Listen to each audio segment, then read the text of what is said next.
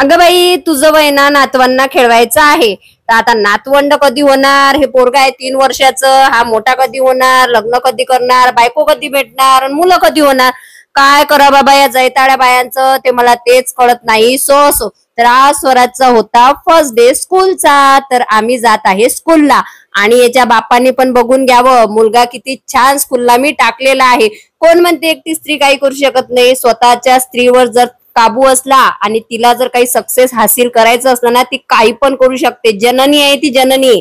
त्याच्यामुळे ज्यातही मला म्हणतात नातवंड खेळवायचं वय आहे, तर सध्या मला ना माझ्या मुलाला खेळवायचं आहे आणि त्याचं भविष्य घडवायचं आहे. सो जळणाऱ्यांनी अजून जळा, कारण तुम्ही कसं आहे, बरोबरी करू शकत नाही तर जळू शकता. तेवढं काम तुम्ही परफेक्टली करू शकता. तर हे आहे स्वराजची स्कूल आणि स्वराजने फर्स्ट डे ला खूप एन्जॉय केला. आणि विशेष म्हणजे या स्कूलला पेरेंट्स आणि टीचर सुद्धा ओळखीचे भेटले, ज्यांनी पहिल्याच दिवशी मला ओळखला आणि मला भरपूर प्रेम दिलं. सो तर स्वराजची स्कूल आणि फर्स्ट डे कसा वाटला नक्की सांगा. आणि या आहे स्वराजच्या स्कूल मधल्या टीचर. Thank you so much. भेटूया नेक्स्ट व्हिडिओ मध्ये.